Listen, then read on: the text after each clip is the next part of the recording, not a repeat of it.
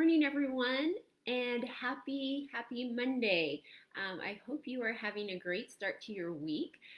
Today, I wanted to come on here live and speak to you about the 6 pillars of brain health. And this comes from the Cleveland Clinic. These are their 6 uh, brain health pillars. And I just wanted to share it with you. And then I wanted to camp on one of the pillars and kind of go into a little more detail about it. So let's dive in. Number 1 is always my favorite, physical activity or exercise. Number 2 is food and nutrition. Number 3 is medical health, so maintaining a lot of your chronic diseases. 4 is sleep.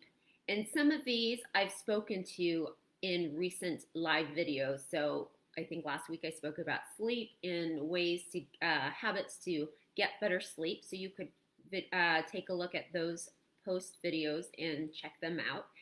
Number 5 is mental fitness. And number 6 is social interactions.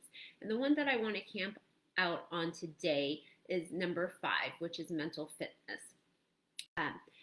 Mental fitness is exercise for your brain, right? I talk a lot and I advocate a lot about exercise for your bodies. Similar is your brain. If we don't do exercises to help stimulate our brain and our minds, then we lose it. It's a use it or lose it type of deal, just like exercising your body.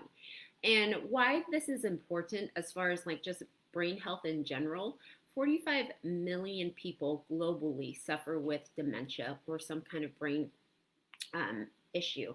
And that's huge. And with Americans living longer these days, I always hear the common thread of they want to maintain their cognitive and mental abilities as long as they can. And so as much as exercise is important, keeping our brains healthy and sharp is also important. So when we think of mental fitness, a lot of people will automatically just assume, yeah, I should keep reading the newspaper, or I should read a book, I should play games, crossword puzzles, do puzzles, regular jigsaw puzzles.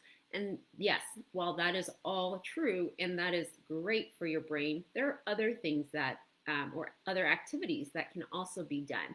And that is why I wanted to camp out on this and maybe give you guys some new ideas on ways to incorporate brain health into your daily routine. Because I do know some people are just not into doing puzzles and they're not into doing crossword puzzles. So what about memorization?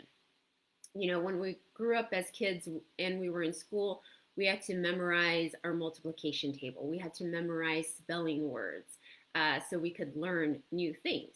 Well, as we get older, sometimes that memorization piece just stops. A lot of times as well with technology, with phones, smartphones, and laptops and iPads, we don't have to do as much memorizing, right? We have spell check when we type something. Even on Facebook, there's spell check. When you have to call someone, we don't have to remember phone numbers anymore.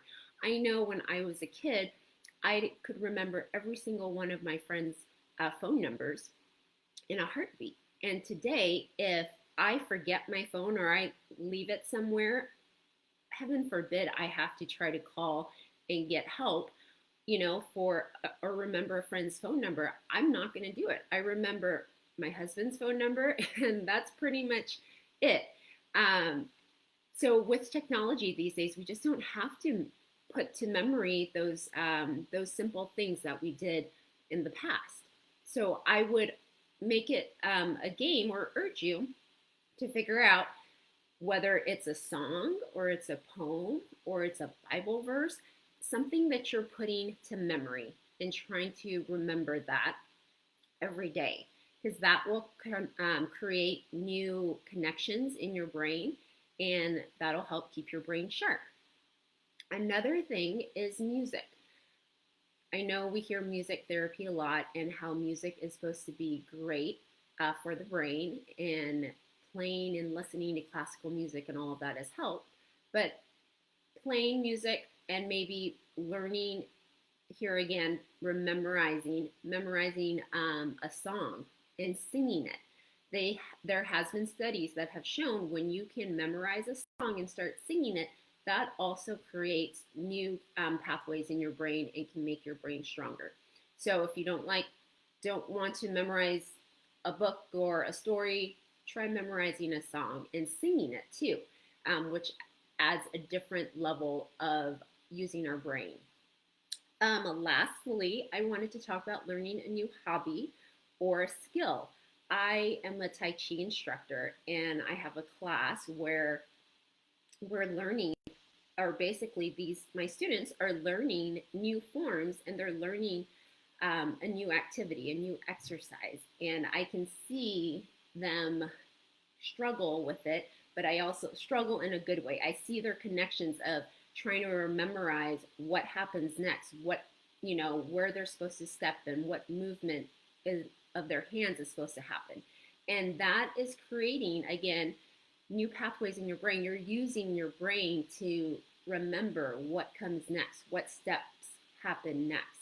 And so if there is a new hobby, sewing, taking a new exercise class, doing Tai Chi, then do that. Join and use your brain to help you stay sharp and help you remember things longer. So, again, for mental fitness, we can do puzzles, we can do crossword puzzles, we can memorize words or memorize songs, lyrics, memorize a Bible verse, memorize a story.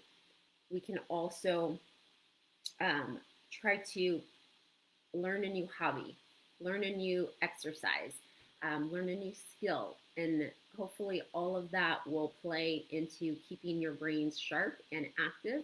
And it's going to be frustrating at first. Whenever I learn something new, it's frustrating at first. And I watch my kids learn something new and they get frustrated.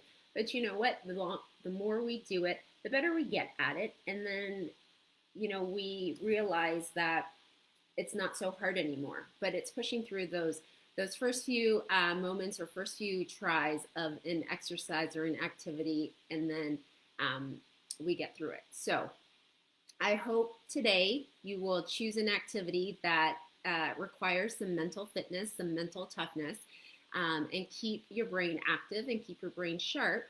And if this helps, then, share this video with friends and let them know of these ways to keep your brain active and healthy, and go memorize that song that you've always wanted to sing, and then you won't ever get it out of your head, right? Well, that's all I have for you guys today. I hope you have a fabulous Monday and great start to your week, and I will see everyone here next time. Bye.